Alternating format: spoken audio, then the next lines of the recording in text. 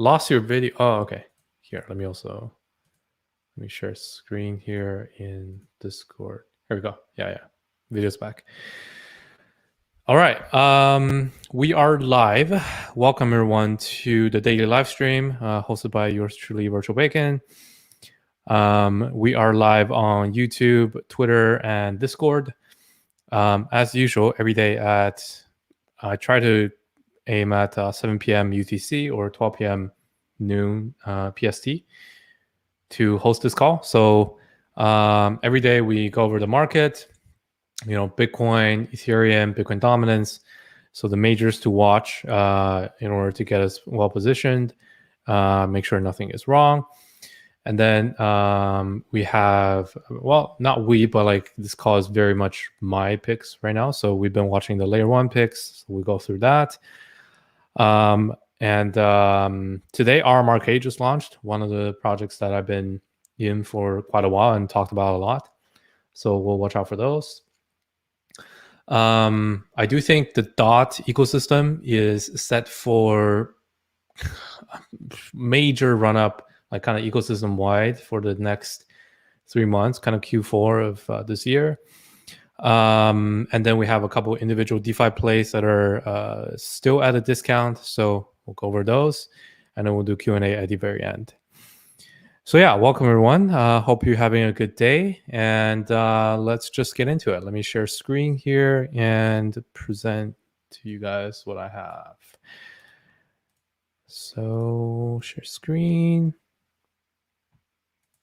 I can do a little bit of system preferences. Make sure I can share screen. What the hell? Oh, that sucks. Okay, I have to hold on. I have to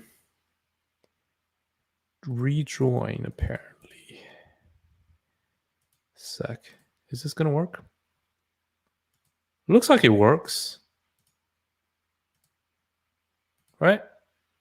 You guys can see my screen, right? Okay, so yeah, my Mac was showing me like system preferences for Chrome to share screen, but it looks like it works. Okay, so we'll just go with it. So first off, let's go over Bitcoin analysis as usual, because it's very key, right? Bitcoin dictates the entire market, so there is pretty much nothing without Bitcoin. So we just have to actually not on this browser, but on Brave.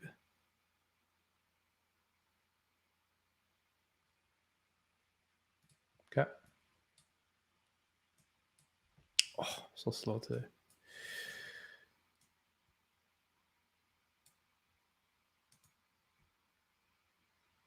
Okay. Oh, where's my top bar? View. Toolbar. Here. Trading view.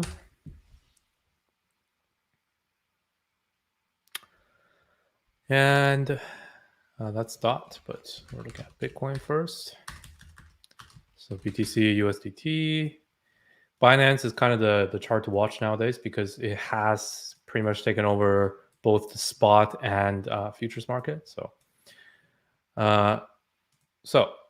first off at the daily chart, right? Still watching the same range, 38 to 43K. As long as 38 holds, right? I don't think there's nothing to worry about. This was the previous higher low on this recent uptrend since 30K. So far so good, right? At least the medium to long-term uptrend is still there, not broken.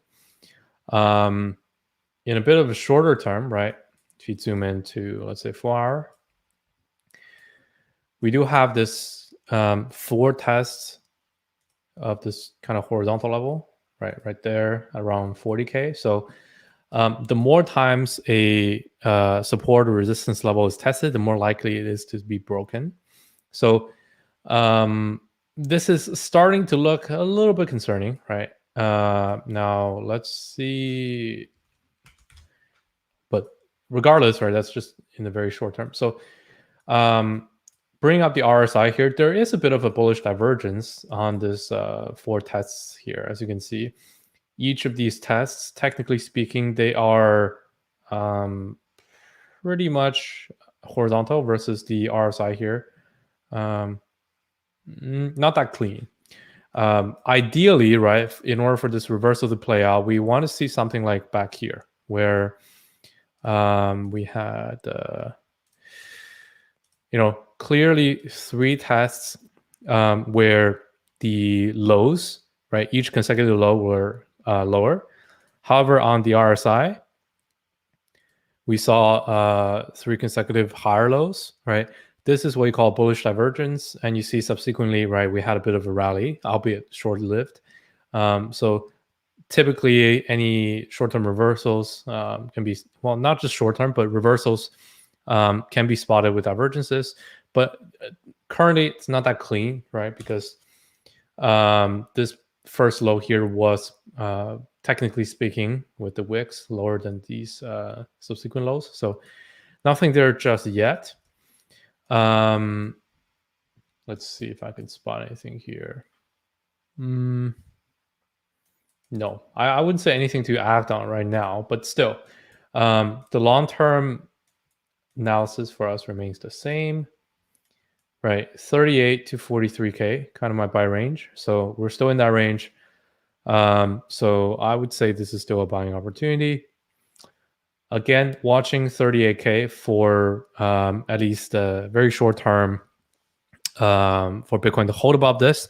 If it does break and close below 38K on a daily scale over, let's say 2 to 3 days, then that's going to be concerning for Bitcoin and also concerning for the rest of the altcoin market. So even though I'm not actually, I have enough Bitcoin exposure, so I'm not actively buying, but I'm watching this every day because this is what drives the market. So if Bitcoin does close below 38K, then I will need to go and reevaluate all my altcoin positions. But that hasn't happened yet. So I'm still monitoring this Bitcoin, even when I'm just purely focusing on altcoins right now. And so far, so good, right? I don't think there's anything to worry about yet. So that's Bitcoin. Moving on to Ethereum. Of course, because Bitcoin, Ethereum, the majors to watch, right? Same thing as pretty much the entirety of last week. Right around 2.9K, right? 3 tests of resistance here, 2 tests of support. So this range, I would say anything around and below 2.9K is a decent buy zone. I don't have again, dollar value stop loss on Ethereum by itself. Instead, I'm watching Bitcoin to hold above 38K in order for Ethereum to continue rallying and for this trade to not be invalidated. So even if Ethereum continues to drop, right, I'll just continue to accumulate, because as long as Bitcoin holds healthy and as long as we expect Bitcoin to potentially bounce back, right, as long as it holds above 38K, nothing to worry about across the altcoin market because everything will follow Bitcoin. So yeah, so that's Ethereum. So far, so good. Let's just look at ETH BTC as well, the Rachel chart. Yeah, still holding pretty well, right? Again, ETH BTC is a key to watch because for any altcoin, right, in order for it to make sense as an investment, you need it to outperform Bitcoin in terms of its growth in order for it to make sense, because when you put your money into altcoins, they're more volatile. Their potential downside is inherently larger than Bitcoin's. So if, let's say ETH, for example, if ETH versus Bitcoin's price, right, or in this case, the valuation ratio is not going up, then it doesn't make any sense because you are, taking on more risk for no reason at all, not more profit. So that's why something like ETH BTC is also key to watch. And you see here, the uptrend still continues, right? Even though this sort of, I would say, extended correction has been, quite a while since September 1st. So about 3 weeks now, 4 weeks.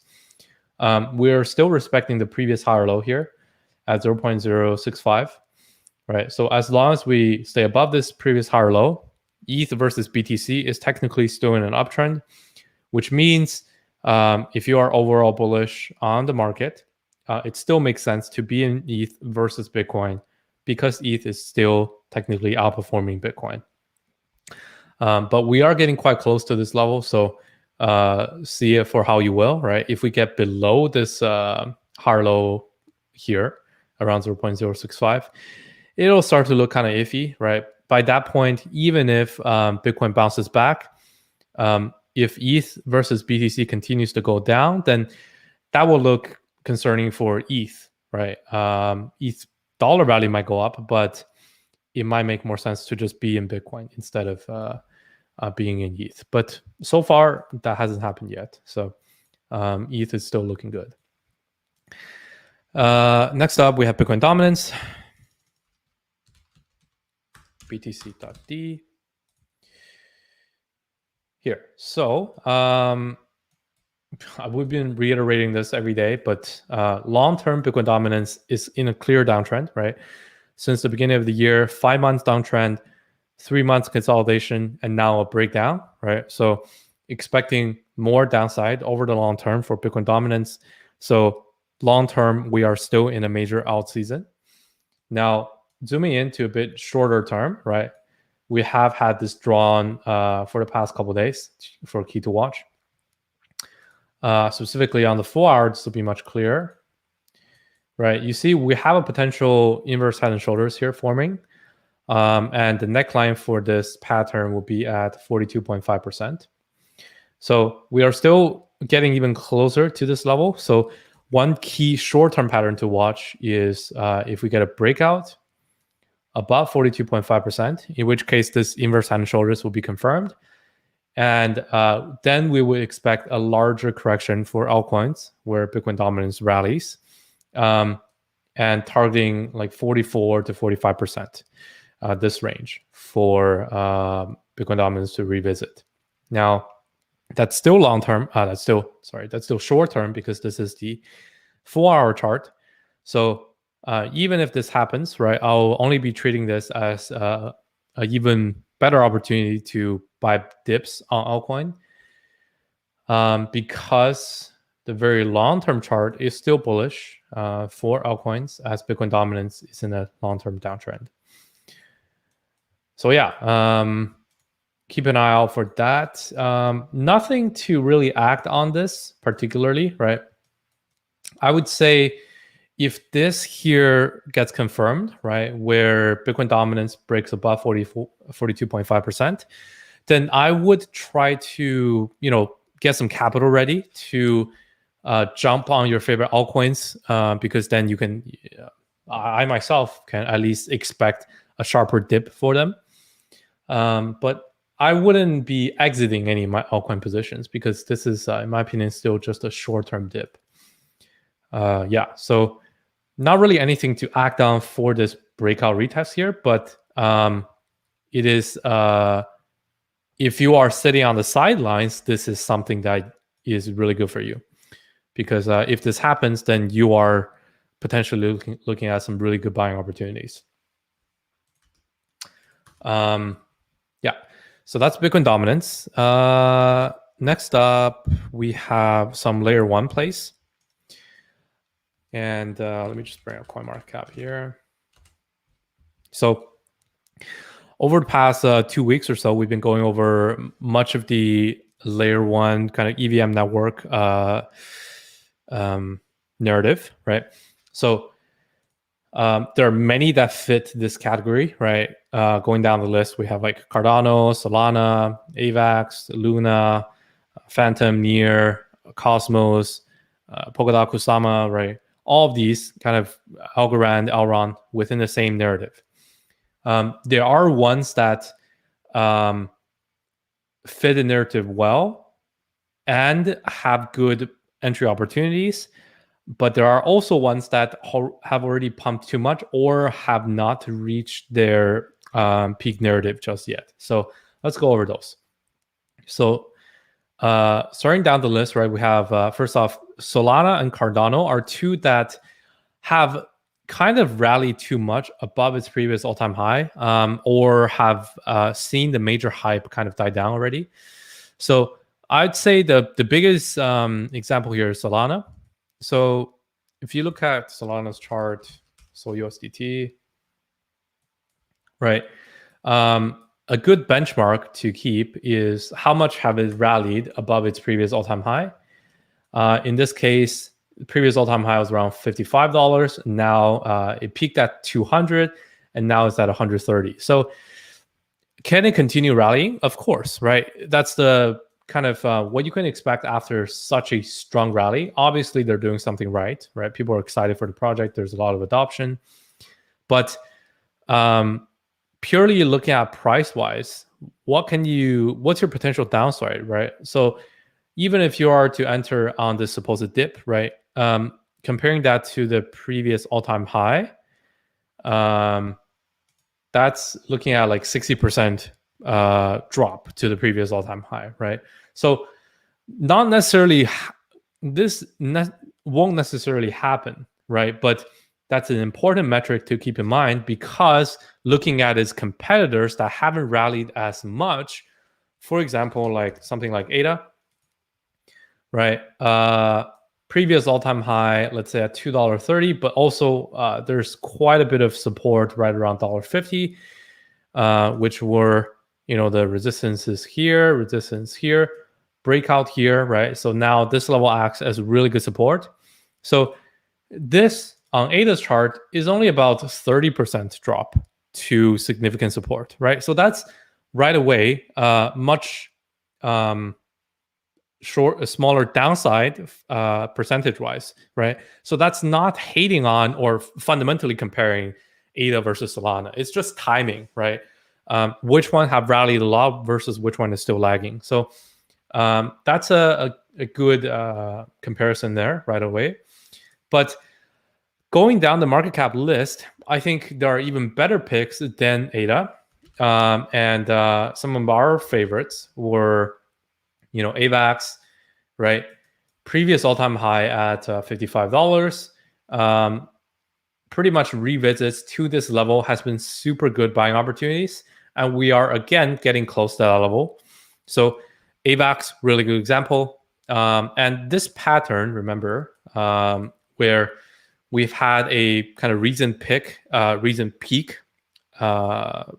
showing a previous all-time high earlier this year. And price is just broken above the previous all-time high recently. Many layer 1 protocols fit this pattern, very similar to AVAX here. So going down the list of market cap, we have Luna, right? As you can see, right around $24, previous all-time high. Algorand, around $1.60, right? Then we have something like Eagle or Elrond, right? All-time high range between 190 to 250. Something like Phantom as well. That's getting a lot of attention recently as their liquidity mining incentive, very similar to AVAX, is rolling out. So a lot of projects from the Ethereum ecosystem is at least adopting Phantom to take advantage of their liquidity mining incentives, so they can have more users, at least in the short term. So Phantom also previous all-time high around 94 cents, right? Revisits to this range have given us really good buying opportunities, purely based off of how much, what you can limit your downside as. So these are the plays that we have been watching for the past 2 weeks or so. And just going down, a huge list, right? AVAX, Luna, Algorand, Phantom, Cosmos, Near. I think that's about it that we've covered, right? So am I saying fundamentally that these are stronger than Solana or ADA? No, that's not what I'm saying. What I'm saying is their timing is a bit better because they haven't rallied super high already like what Solana did. But they did show enough strength already to at least break above its previous all-time high. So now we can have a very clear entry at the retest of the previous all-time high with a stop loss below the previous higher low. So that gives much better risk to reward than something like Solana, which has already rallied a lot. So we keep reiterating this, but am I saying that necessarily any of these picks is going to be like the game changer that changes the entire industry and completely takes over? No, that's not what I'm saying. What I'm saying is this narrative is hot, this layer one narrative, and all of these are showing similar levels of strength. These networks all have their strengths and weaknesses, right? So looking at purely fundamentals, I don't have a strong opinion as to which one is just going to kill all the other ones. I don't think that's necessarily going to happen either. So that's why I think it's much smarter and safer to bet on all of these layer one protocols and just see which ones really pop off, right? The ones that do pop off, like following Solana's footprint, you want to ride them.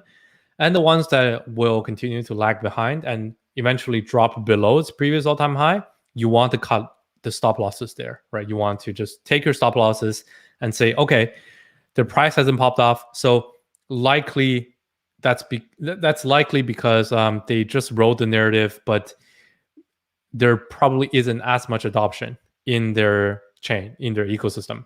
So by taking a basket of these and keeping the winners and cutting the losers, you kind of you are well positioned. At least that's how I'm doing it.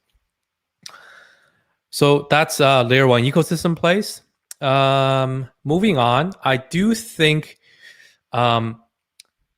one particularly outstanding ecosystem is the Polkadot ecosystem for what's coming.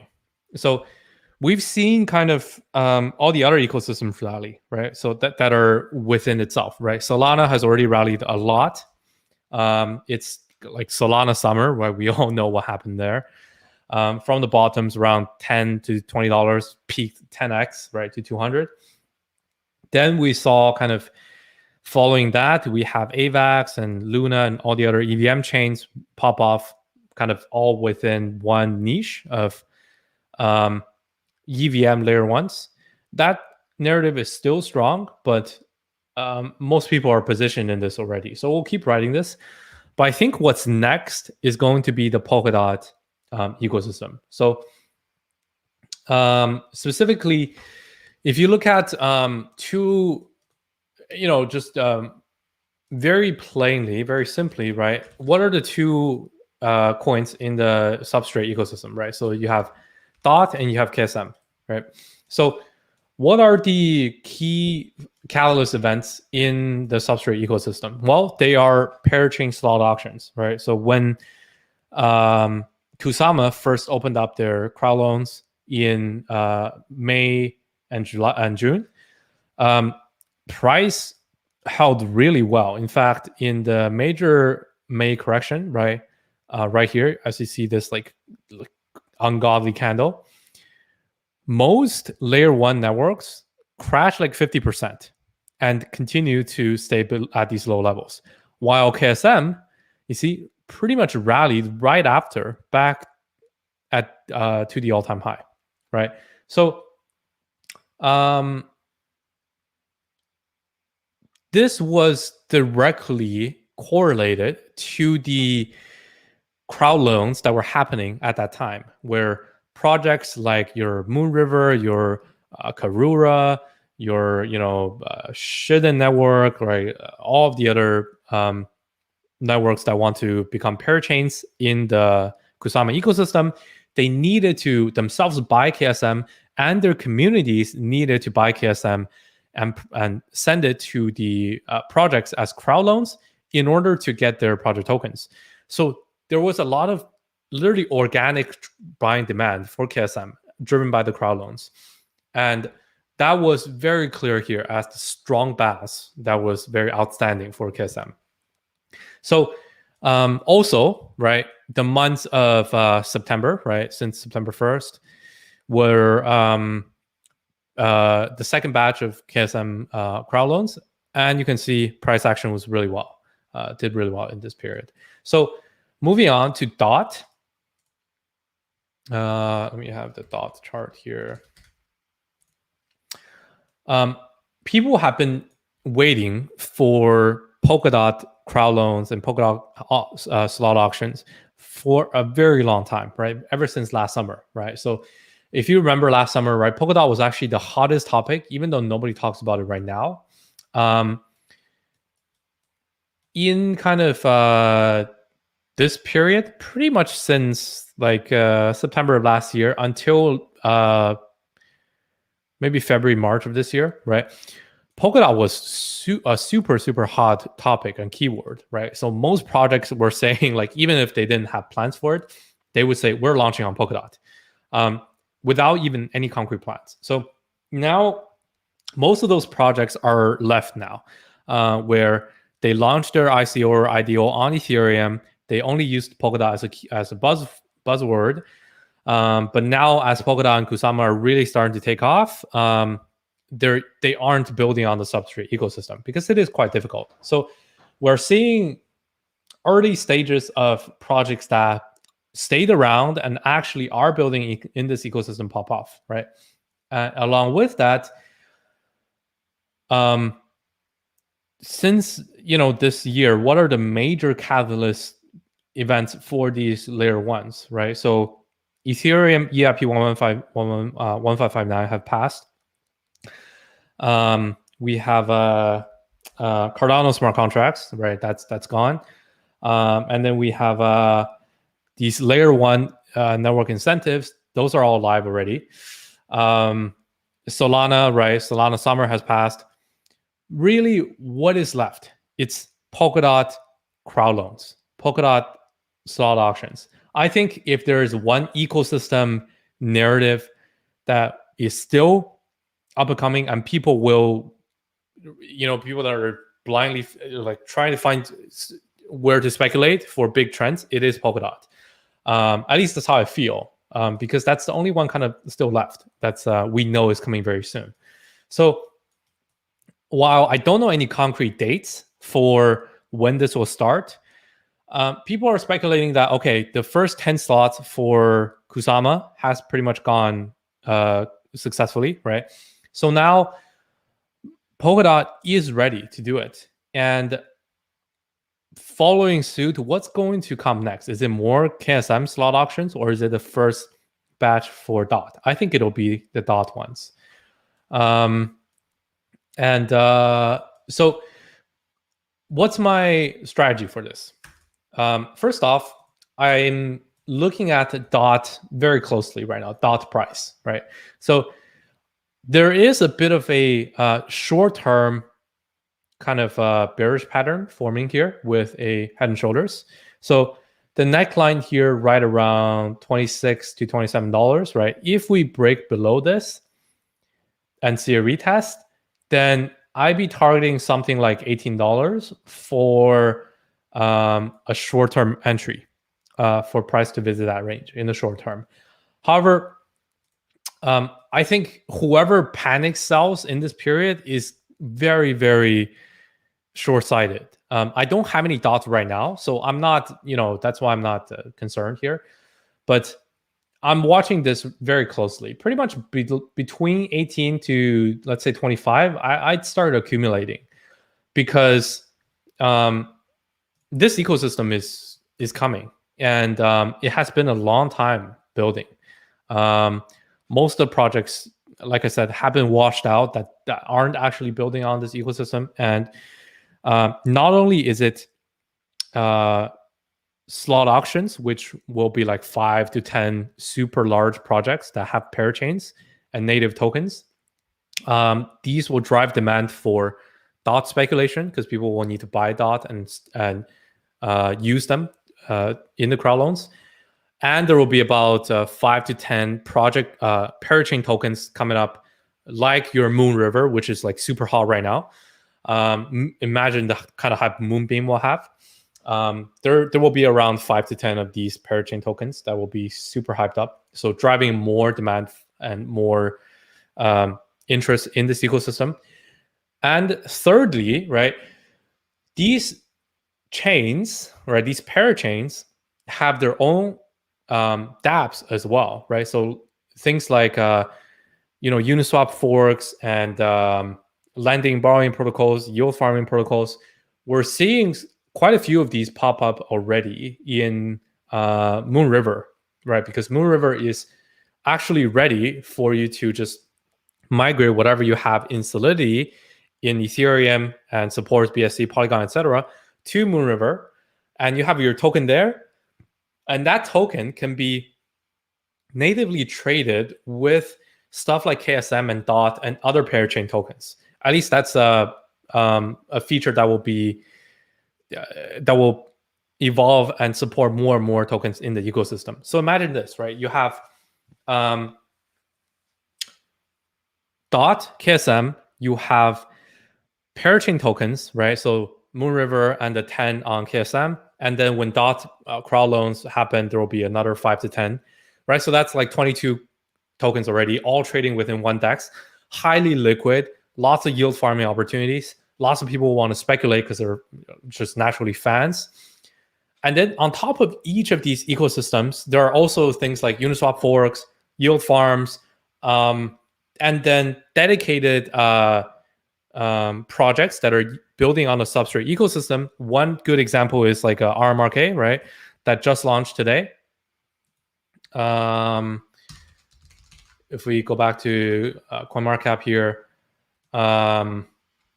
RMRK is one that I have covered on my channel and on my TikTok and on our Discord. This is a NFT marketplace and protocol similar to the ERC 721 standard. So you can think of it like a ERC 721 standard plus OpenSea combined together into one project. And it's live. Anyone can use the platform right now to issue NFTs, sell NFTs, host auctions. Their token just went live today, and it's already at $60 million market cap. Started trading at $2. Now it's at $6. Just went live like 8 hours ago. So stuff like this currently is only traded on stuff like KuCoin and centralized exchanges, but very, very soon, right, this will be wrapped on stuff like, your MoonSwap and other swaps on Moon River and Moonbeam, and directly tradable with DOT, and we'll have like liquidity mining, so many DeFi things that you can do. So this ecosystem is huge within itself for even though they took a long time to build it up, but they're much more complex. So if you are to compare like the overall Substrate and Polkadot ecosystem to something like an individual layer one, like AVAX, right? AVAX itself can only have like one set of all the leading projects, right? So like your leading DEX, like Joel, leading yield aggregator, Yak, Launchpad, Avalanche. There aren't that many other projects that can go in and like have even more utilities and more composability. Whereas Polkadot, right, because they advertise themselves and they designed it as like a layer zero, all of a sudden you have stuff like Moonbeam, which will be able to support everything that people build on AVAX, right? Just as an example. And then you have like stuff like Karura, right, or Akala on Polkadot, which is they have their native like stablecoin, right? That's was the original idea of Akala, and their chain is designed a little bit more in another specific way. So their tokens will have other utilities, and then that's native to that chain. And then you have like stuff like Astar. You have I can't name many more. Centrifuge. There are so many, right? I would call them like dApp chains. The ecosystem is honestly like for the longest time, right? I've been not looking at it because they're very ambitious, and for what they're doing, for their design, very ground up, right? They're building a layer zero sort of instead of a layer one, but now it's coming, and it's been proven, right, on Kusama, right? The first 10 parachains are live. There are tokens like RMRK, which is technically, if you treat Kusama as layer zero, and then like State Mine to issue tokens, and Moon River as like layer one, right? So EVM and State Mine is like a token chain. then RMRK is like layer 2 or dApps already. So this is a great example of a project that has already proven this stack working. So this level of complexity really makes this ecosystem like much larger than many things we are currently speculating. So very excited for overall Substrate, Polkadot, Kusama ecosystem. So I do think this will be the ecosystem to watch in Q4 of this year, right? So from September to end of the year, assuming Polkadot crowd auctions, crowd loans and pair auctions will happen sometime in the next 3 months, right? This will be big. By getting in early to, first off, right, already I'm trying to find buy zones for DOT already to get positioned in there. So that's the obvious way. But on top of that, right, getting into those crowd loans by putting your DOT tokens into these crowd loans and getting stuff like Akala tokens, Astar tokens, Moonbeam tokens, right? And then getting in things early, like stuff like apps that are actually native to the Polkadot ecosystem, like RMRK. Polkadex is another one that I have covered before. It's a native DEX since day one, right? They did not build anything on EVM.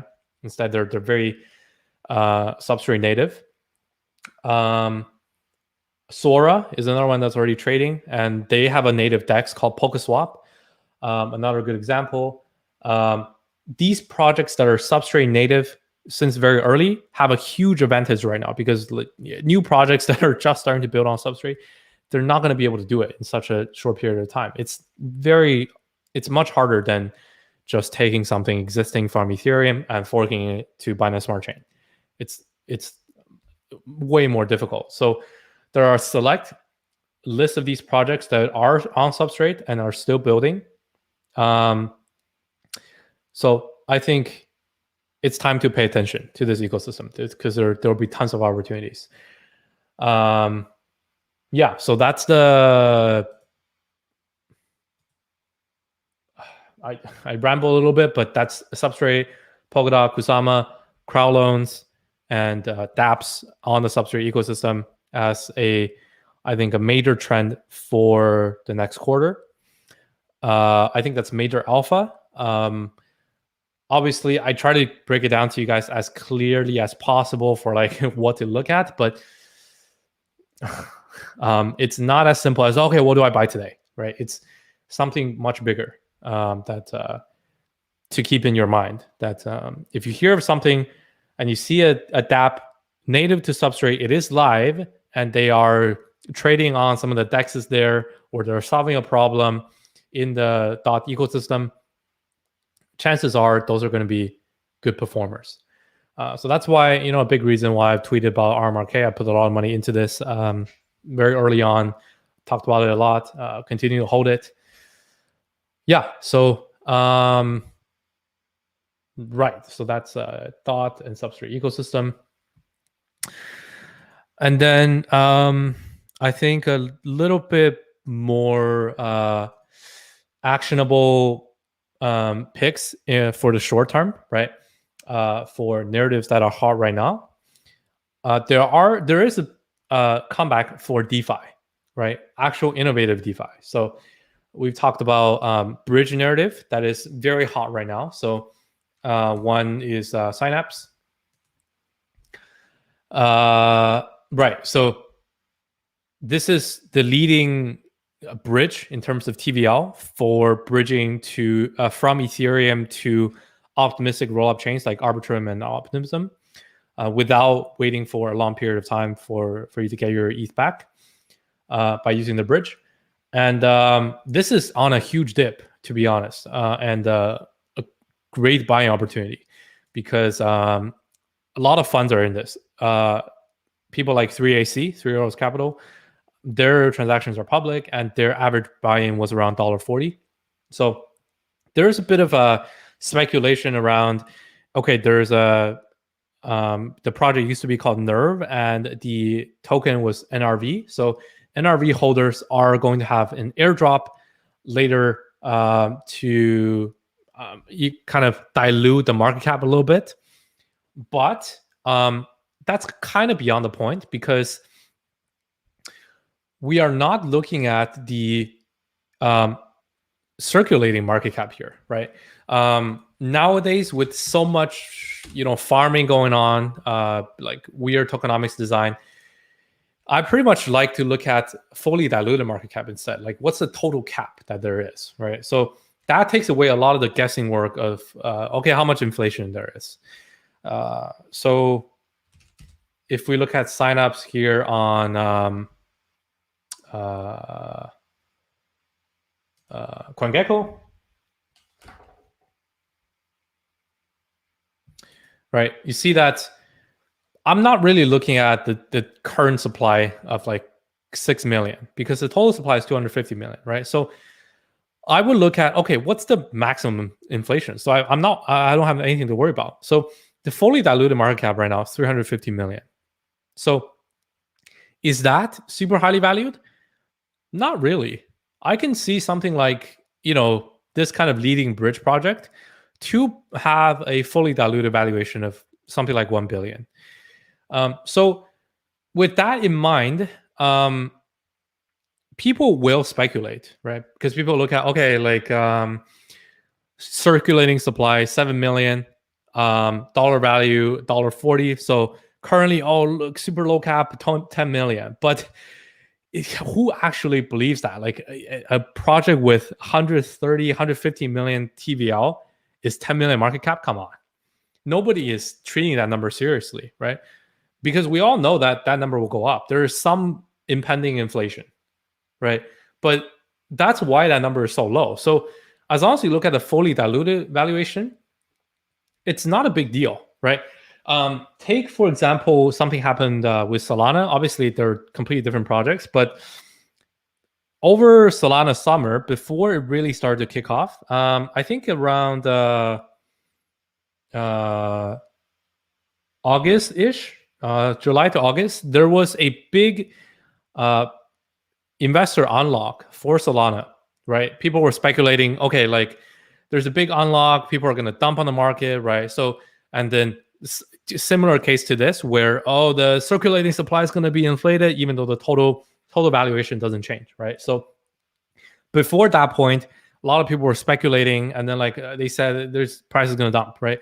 But it didn't dump. In fact, when the unlock actually happened, nothing happened in terms of price. And then that actually became a very positive event, kind of the opposite of what sell the news is.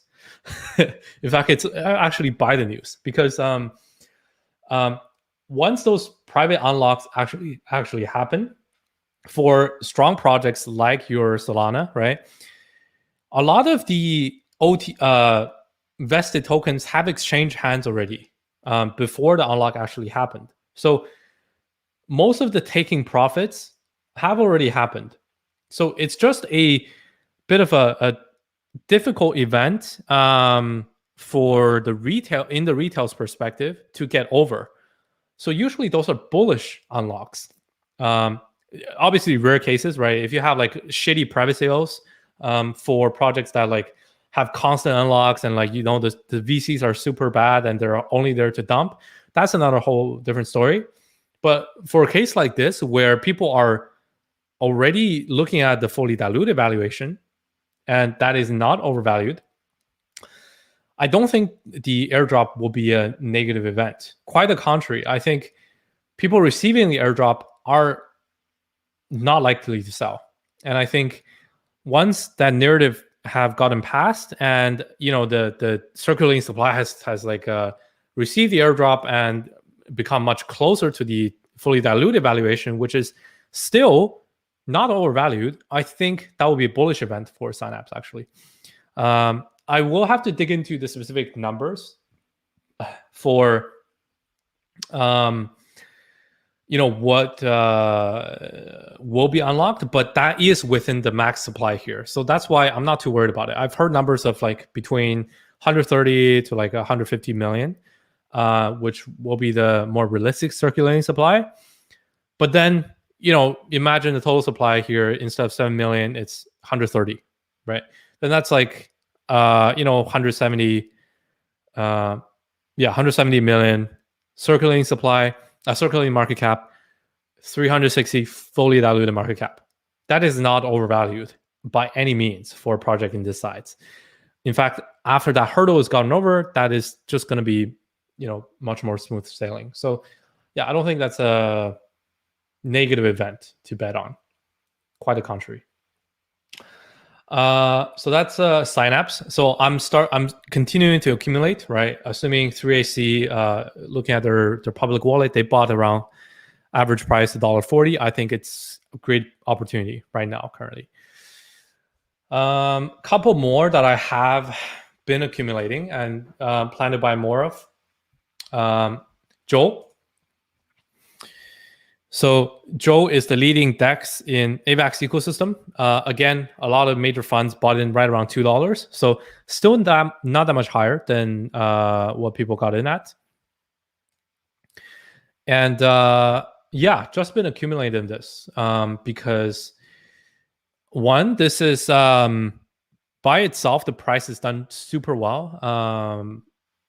And along with that, when you compare it to its competitor, which is Pangolin on AVAX, you see that both user, TVL, and volume have grown dramatically for Joel for the past 2 months or so, right? Joel used to be about 1/3 of the TVL and trading volume of Pangolin. Now they're past Pangolin. So that's clearly they're doing something right. They have adoption and growth.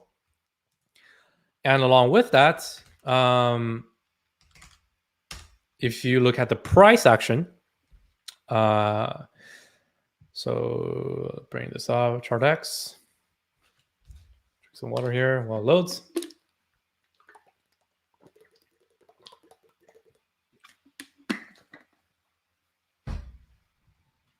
Come on. Let me chart. Okay. So ChartX is a good tool to use for AVAX coins. So you see, first off, here is the price chart, right? Dollar chart. As you can see, clear uptrend here, right? Higher lows throughout. Higher low, higher low, higher low, higher low, higher low, right? But aside from that, across the entire AVAX ecosystem, right? If you compared every coin's performance against wrapped AVAX or AVAX coin itself, you see, Joe is the only coin that has been in an uptrend, right? Again, with higher lows, right? Every time that it made a dip, it stayed above the previous low. So clear uptrend against AVAX coin's price itself. What does this mean? It means that it is within the AVAX ecosystem, and as AVAX ecosystem is hot, it is not only riding the ecosystem trend, but it is also leading the AVAX coin's price. So it is outperforming the ecosystem, right? This is a really good sign because you can speculate on AVAX projects, but if the coin itself, like really bad example here is Pangolin versus AVAX, you see complete opposite, right? This has been a consistent downtrend, right? Pangolin versus AVAX. So even though Pangolin's price is holding decently well and like gone up a little bit dollar-wise, when you compare it to AVAX coin's price, it's lagging. So you are losing money if you are in Pangolin versus just AVAX coin itself. This is a super opposite example, right? Of a project that's completely dying in the ecosystem. And then another one that's a good one, middle ground, is something like Yak, right?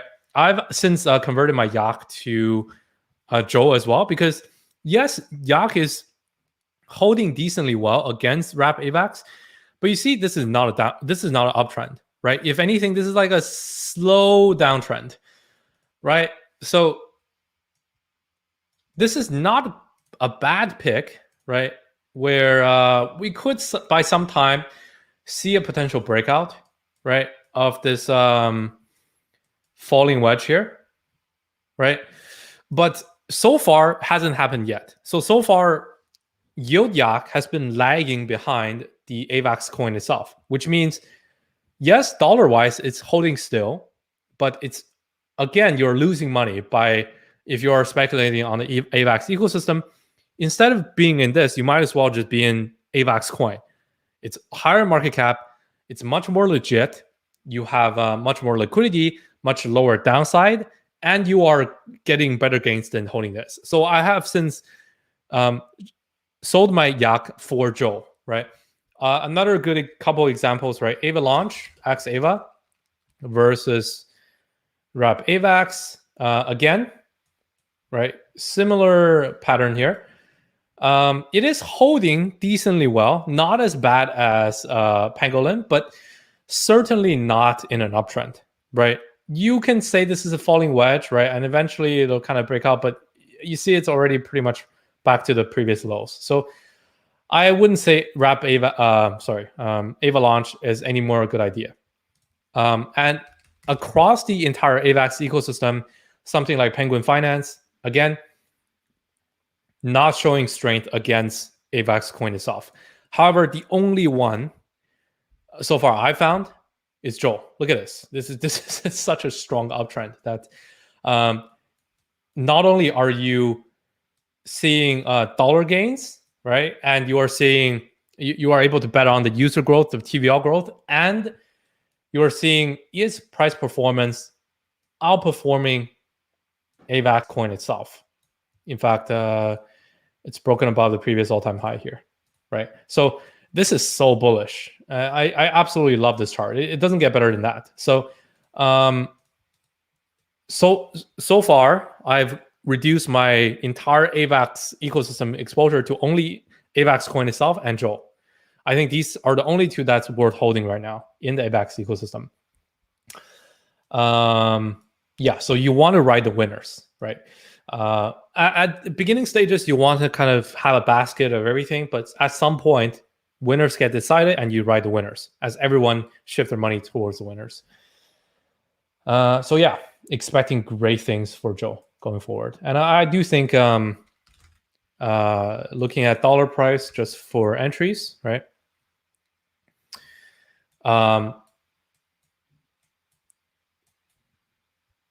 In an uptrend, right, previous higher lows are what we want to stay above. So this higher low here was $2.98, right around $3. So anything in the low $3 range, I think is a good buying opportunity. Yeah, so that's why I'll be buying consistently more Joe going forward. Let's say in the next week, as long as it's like within below $3.50, I think it's really good entries. Another good example is Spell. This one I've covered over and over again. Narrative is super hot, right? Multi-chain, multi-collateral, MakerDAO equivalent. Just honestly, no-brainer. This is super undervalued. Only 200 million market cap right now, comparing to MakerDAO's Maker's 2 billion. So yeah, not much to say there. I mean, we gave kind of entries every time over the past week. So we'll just go over it really quick here on CoinGecko. Yeah, you see the uptrend here, right? Consistent higher lows. Maybe I can zoom in here. Do like a... Okay, yeah, this I can work with. So probably line chart better. Come on. CoinGecko is so laggy. Yeah, so okay, here we go. Previous higher low, right? First off, 0.23, no, 0.2 cents, right? And then we made a new higher low, 0.29, 0.3 cents, which respected the previous high here, right? Right around 0.3. It bounced from it, made a retest. Now this is 0.2, 0.33 again, 0.33. Now we're at 0.31. So anything around 0.2 0.28 to 0.3, right? As long as it stays above this previous higher low, super good entry opportunity. Yeah, so I'm buying right around the 0.3 cents range. Yeah, so that's Spell. So yeah, 3 DeFi plays that I'm currently holding and buying more of: Synapse, Joel, Spell. There you go. Yeah. Okay. Okay. Let's go into some Q&As. My brain's kind of fried. I went super in depth for the Polkadot and the Joel narrative. So okay, let's see. Okay, Discord questions. Curious about the weekly data for MACD. Seems to have just inverted. That looks concerning to me. What do you think about this trend indicator? So MACD, RSI, what's the other one? The really typical one. Something with V. Shit. It's another momentum indicator. Anyways, so all of the momentum indicators are not reliable for the absolute levels to use, right? So typically people watch like 20% to 80% for MACD, for RSI, not reliable. Is it VWAP? No, it's not. I don't think it's VWAP.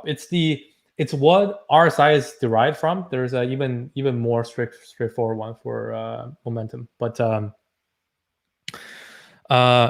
I never use like MACD, RSI as like, okay, it's overbought, oversold, complete meme, completely a meme. Do not use it like that. It's not reliable, not an indicator.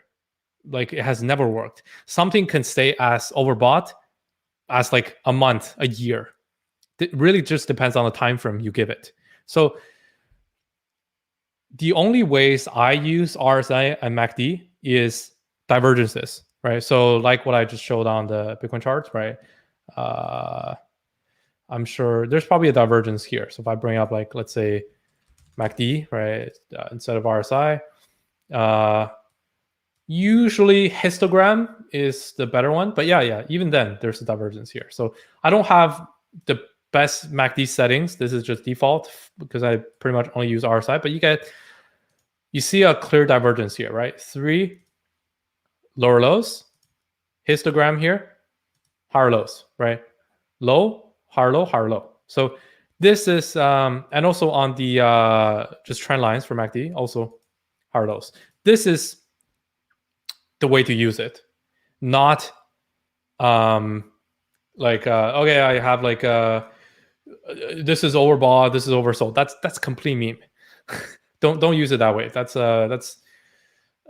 nobody has profitably traded that way ever. So yeah, on RSI it's even clearer, right? So you have like these just default. I never take these off, but I should. So there's like 70% and 30%. People say, oh, it's anything above 70% you sell, anything below 30% you buy. Meme, right? That's meme. Because not reliable.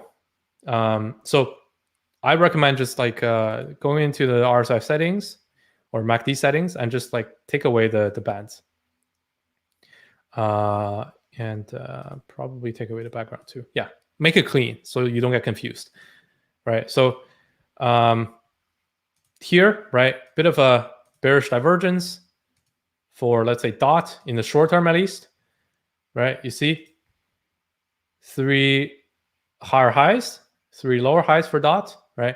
And then here we have a third right shoulder here, right? And then again, price continues to make a lower high. So definitely a reversal signal. So that's why I'm kind of targeting $18 for entry for DOT, even though the narrative is strong. So that's the way you would use it. Never use it for bands. Doesn't work. I have never used it profitably once. It just plainly doesn't work.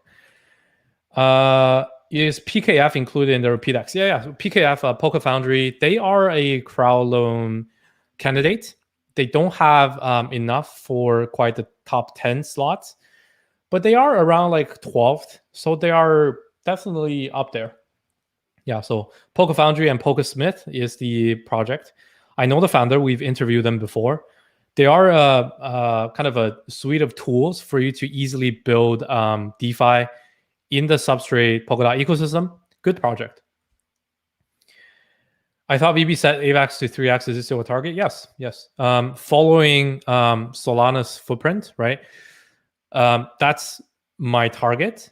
Is it necessarily 100% going to happen? No. So that's why I have the entire basket of layer ones instead of just betting on one, because I don't know which one is going to really pop off.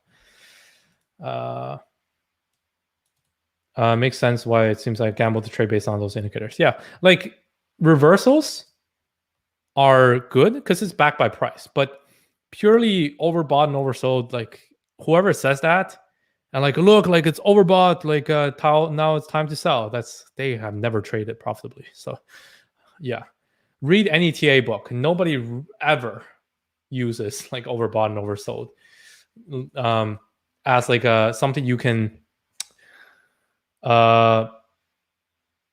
use as like something you can act on, right?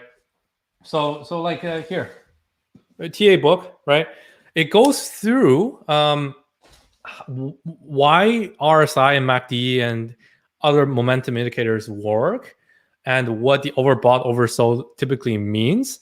But practical TA books nowadays, they when they focus on trading, they don't tell you, okay, like when it's overbought for 3 days you sell. No book has ever said that. It's always momentum indicators showing hidden or clear divergence. Then that's one sign that you can expect either a continuation for hidden divergence or reversal for like reversal divergence. That's what it tells you. So like if they don't know that, they clearly just like never actually studied it. So yeah. Okay, so let's go into some more YouTube questions. Let's do like 5 more minutes and then let's call it a day because we don't actually have that many questions. Hi everyone, good morning. Moon River, yes, a really good project. I do think it's a bit too expensive already. It will continue to go up, but again, risk to reward, right?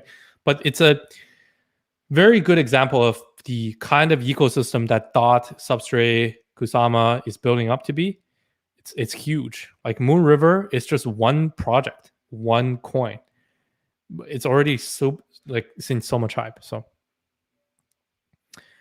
Litecoin, Link, Stellar, they are not the dead duck in the water. They're just not that hyped. They're not in the trending narratives right now. So they are good coins, right? They have super good liquidity, a lot of holders. So they're on good exchanges. So they will be around. And as we are in the alt season, they will see a bit of growth, but I wouldn't necessarily bet on them right now because they're not trendy, right? Quant is trending. Yeah, so that's good. Consistent uptrend. Joe, we just covered.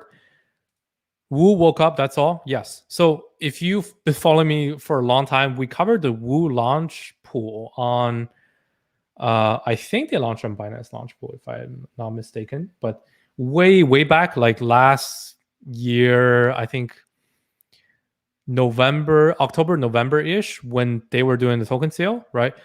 I covered it. I didn't get in because like I don't know any better, right? Like hindsight 2020, but yeah, it's a great project. Their volume is super high right now.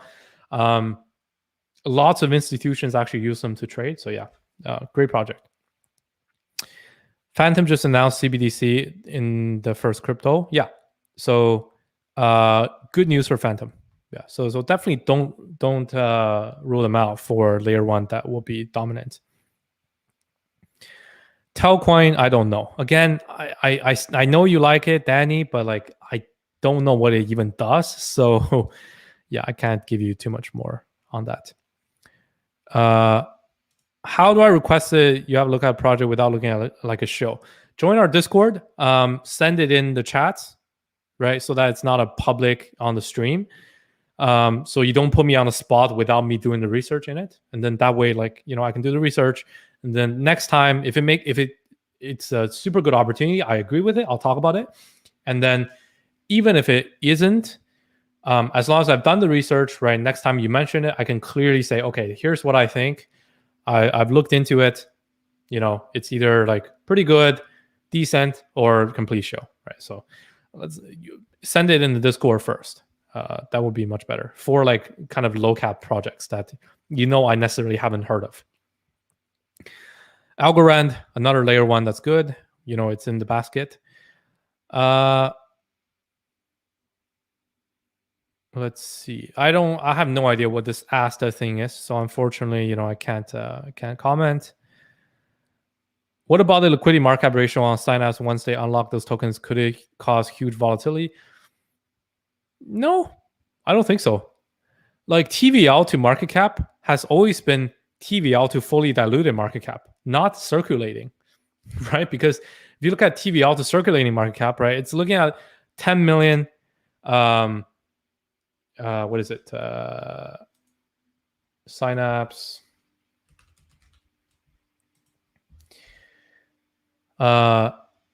TVL. Okay, it's not on here. What can I use? Token terminal, maybe.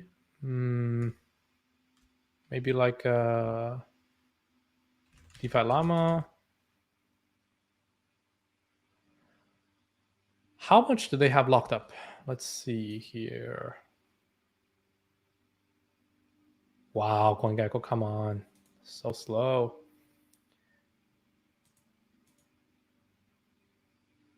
Synapse Protocol. I think we can see all the TVLs just from their native pools, right? So this is everything that I've locked up.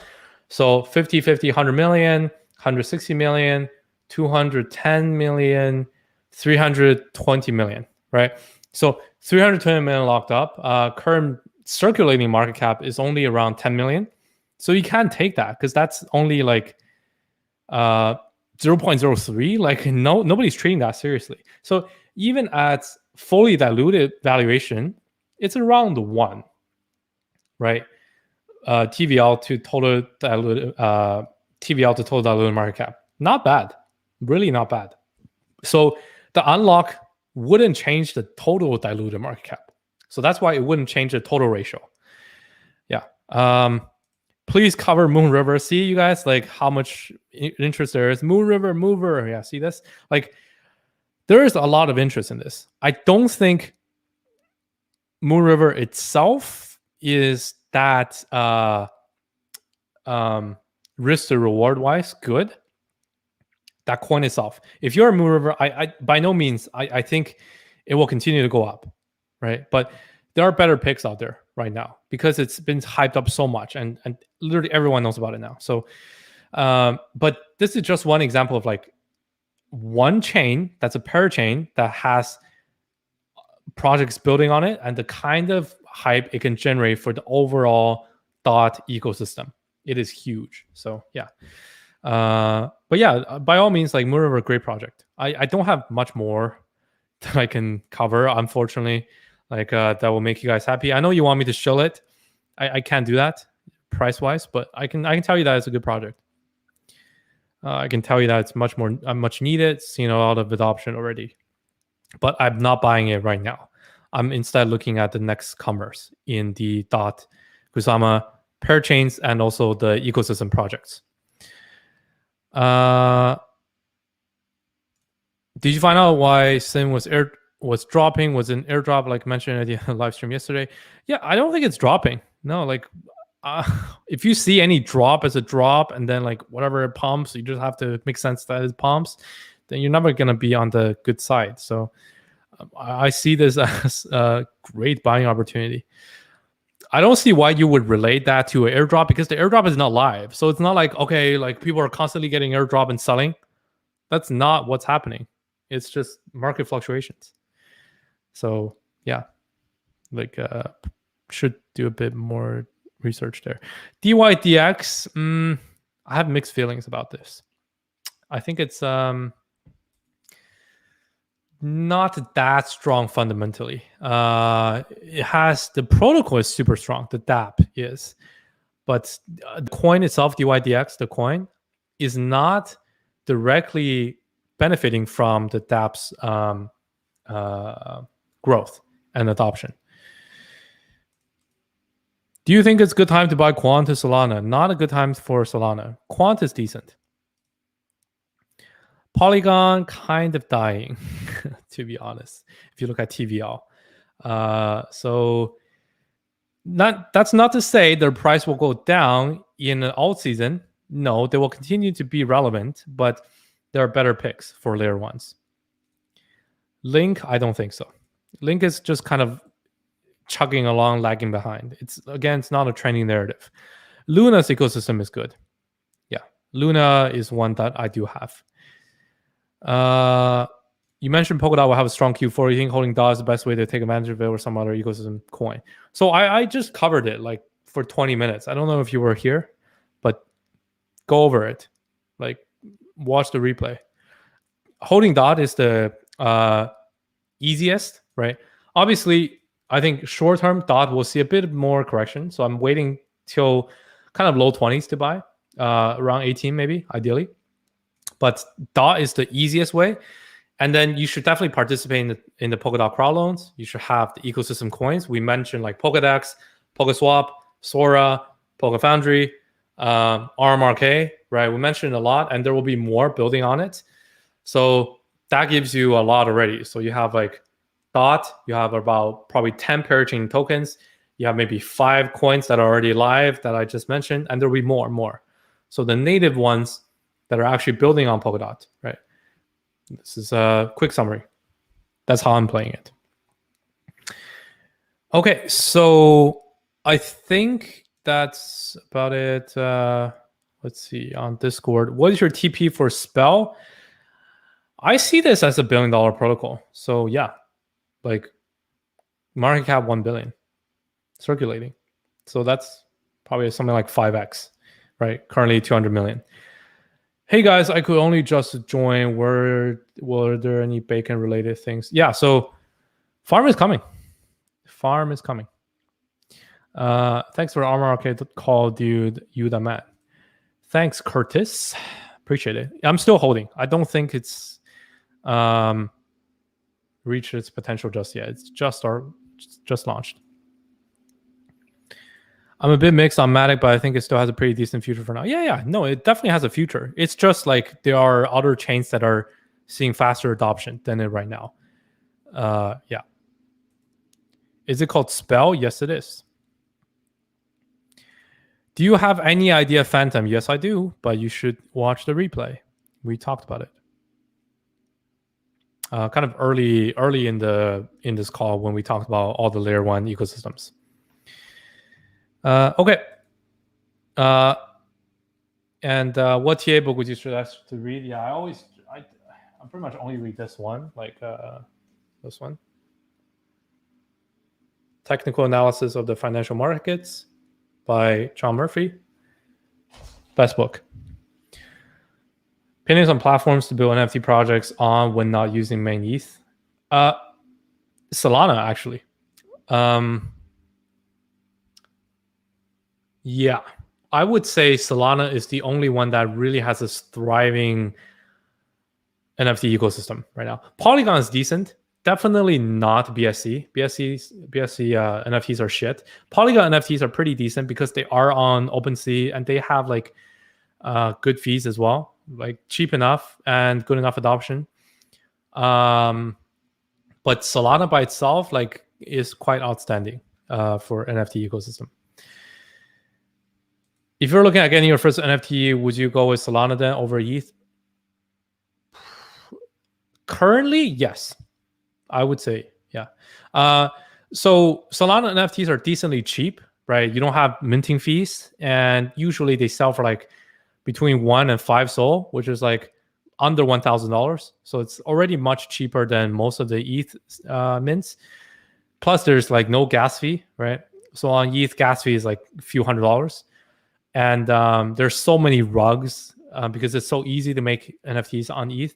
And there's so many botting So yeah, if you're getting your first NFT trying to flip, Solana NFTs are good for flip. There isn't really good collecting long-term NFTs yet. If you are looking for that, I would look into maybe hash masks. That's my favorite pick for ETH NFTs long-term. I have a lot of money and belief in hash masks. Yeah, long-term NFTs, you still need to be on ETH, but short-term flips is Solana. Okay. Hash masks are good. Ecosystem very well maintained. Yeah, I definitely agree. Okay, so I think that's about it. It's been an hour 15 minutes, so we gotta cut it there. So more questions. Join in again tomorrow, same time, 7 p.m. UTC, right around 12 p.m. noon PST.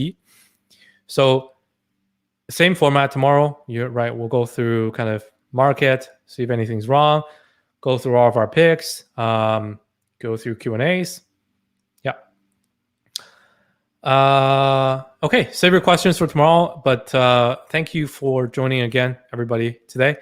Thanks again for listening in on Discord and on YouTube and on Twitter. This call will be recorded, is recorded and will be posted as replay shortly after this call. So join my YouTube channel, subscribe. And yeah, you can find pretty much all of the questions answered and topics there. So yeah, that's it. See you guys tomorrow. Have a good day. Hope you guys can all make some money. Bye, guys.